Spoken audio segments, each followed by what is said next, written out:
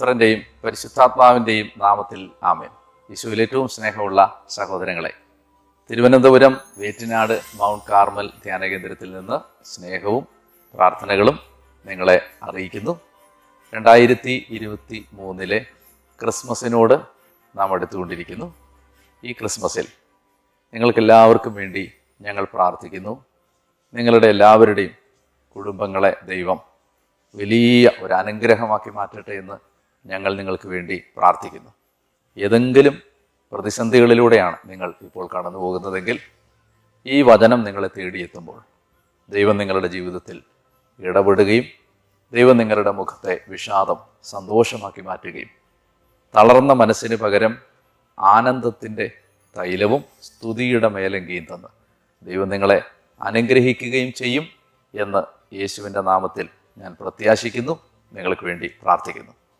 2023 ക്രിസ്മസിന് വേണ്ടി നിങ്ങളോട് ഞാൻ പങ്കുവെക്കാൻ ആഗ്രഹിക്കുന്ന ദൈവത്തിൻ്റെ വചനത്തിൽ നിന്നുള്ള ഒരാശയം, പൂജാരാജാക്കന്മാർ, ജ്ഞാനികൾ, പൗരസ്ത്യ ദേശത്ത് നിന്നെത്തിയവർ ഉണ്ണിയേശുവിനെ അമ്മയായ മറിയത്തോടും യോസേപ്പ് പിതാവിനോടും കൂടി സന്ദർശിച്ച് കാഴ്ച വസ്തുക്കൾ സമർപ്പിക്കുന്നതിനെ കുറിച്ചാണ്. അവർ സമർപ്പിച്ച കാഴ്ച വസ്തുക്കൾ എന്തൊക്കെയായിരുന്നു? പൊന്ന്, മീറ, കുന്തിരിക്കം. പരമ്പരാഗതമായി ഈ 3 കാഴ്ചദ്രവ്യങ്ങളെ പിതാക്കന്മാർ വ്യാഖ്യാനിച്ചിട്ടുള്ളത് യേശുവിൻ്റെ രാജത്വത്തെയും പ്രവാചകത്വത്തെയും പൗരോഹിത്യത്തെയും സൂചിപ്പിക്കുന്ന അടയാളങ്ങളായിട്ടാണ്. അവർ യേശുവിനെ ആരാധിച്ചത് വരാനിരിക്കുന്ന രാജാവായും യുഗങ്ങളുടെ പ്രതീക്ഷയായ മോശ കാത്തിരിക്കാൻ ആവശ്യപ്പെട്ട പ്രവാചകനായും മെൽക്കിസദേക്കിൻ്റെ ക്രമപ്രകാരമുള്ള നിത്യപുരോഹിതനായും. ഇങ്ങനെ ആ ഉണ്ണിയായ മിശിഹായെ കണ്ട് അവർ യേശുവിൻ്റെ രാജത്വത്തെയും പ്രവാചകത്വത്തെയും പൗരോഹിത്യത്തെയും ആരാധിച്ചു. എന്നാൽ ഞാൻ നിങ്ങളോട് പങ്കുവെക്കാൻ ആഗ്രഹിക്കുന്നത് അതിൻ്റെ പിന്നിലുള്ള മറ്റൊരു ആത്മീയ രഹസ്യത്തെക്കുറിച്ചാണ്. തികച്ചും ദാരിദ്ര്യം നിറഞ്ഞ, വേവലാതിയും വറുതിയും പട്ടിണിയും ദുരിതവും കണ്ണീരും നിസ്സഹായതയും മാത്രം സ്വന്തമായി ഉണ്ടായിരുന്ന ഒരു കുടുംബമായിരുന്നു നസറത്തിലെ ഈ തിരുക്കുടുംബം. യോസേപ്പ് പിതാവ് ഒരു പാവപ്പെട്ടവനായിരുന്നു. പരിശുദ്ധ കന്യകാ മാതാവ് ദരിദ്രയായിരുന്നു. ആ ദരിദ്രരായ മാതാപിതാക്കളുടെ കുടുംബത്തിലേക്ക് പിറന്നു വീണ ഈ കുഞ്ഞ് തികച്ചും നിസ്സഹായനും ദരിദ്രനും ഒന്നുമില്ലാത്തവനുമായിട്ടാണ് പിറന്നു വീഴുന്നത്.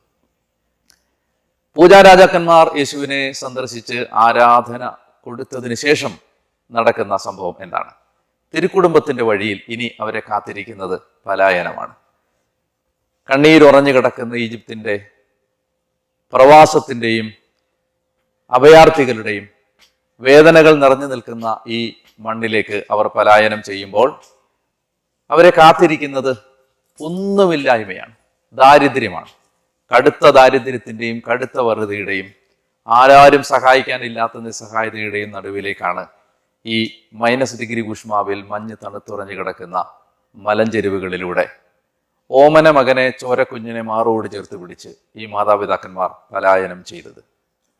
ഈജിപ്തിൽ എത്തിച്ചേരുമ്പോൾ സ്വന്തം ബന്ധങ്ങളില്ല, ഉറ്റവരും ഉടയവരുമില്ല, സ്പോൺസേഴ്സും മെന്റർമാരും ബെനഫാക്ടേഴ്സും അഭ്യുദയകാംക്ഷികളും ഉപകാരികളും ഗുണകാംക്ഷികളും ആരുമില്ലാത്ത ബാന്ധവ ബലമോ സമ്പത്തിൻ്റെ സമൃദ്ധിയോ കൂട്ടുകാരോ ചേർത്ത് പിടിക്കാൻ ആരെങ്കിലുമോ ഇല്ലാത്തതിൻ്റെ മുഴുവൻ നിസ്സഹായതയും ഈ കുടുംബത്തിനുണ്ട്.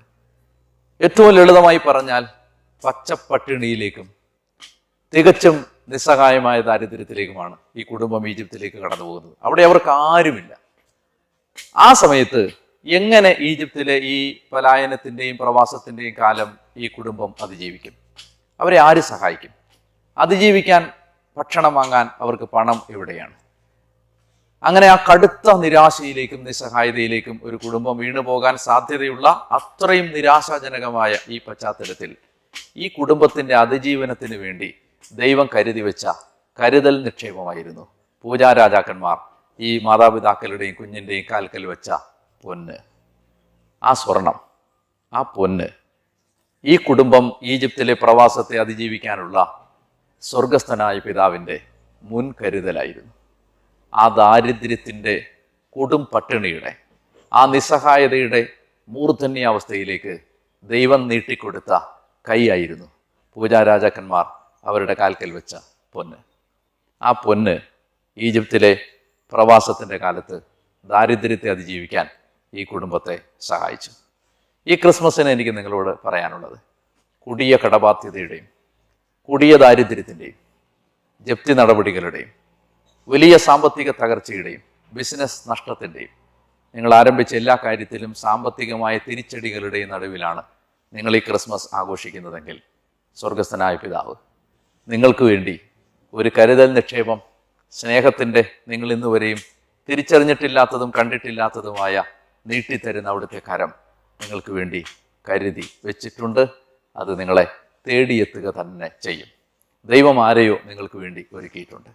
ദൈവം ഏതോ ഒരു വഴി നിങ്ങൾക്ക് വേണ്ടി ഒരുക്കിയിട്ടുണ്ട്. ആ പിതാവിനെ പൂർണ്ണമായും ആശ്രയിച്ചുകൊണ്ട് നമുക്ക് ഈ ക്രിസ്മസിലേക്ക് കടക്കാം. ഈ പുതിയ വർഷം നിങ്ങൾക്ക് അങ്ങനെ വലിയ ഒരു അനുഗ്രഹമായി മാറട്ടെ എന്ന്, നിങ്ങളുടെ ജീവിതത്തെയും കുടുംബത്തെയും ദൈവം ഒരു അനുഗ്രഹമാക്കി മാറ്റട്ടെ എന്ന് ഏറ്റവും സ്നേഹത്തോടെ ഞങ്ങൾ പ്രാർത്ഥിക്കുന്നു. ഈശോ മിശിഹായ്ക്ക് സ്തുതിയായിരിക്കട്ടെ. ക്രിസ്മസ് പുതുവത്സര ആശംസകൾ നേർന്നുകൊണ്ട് മൗണ്ട്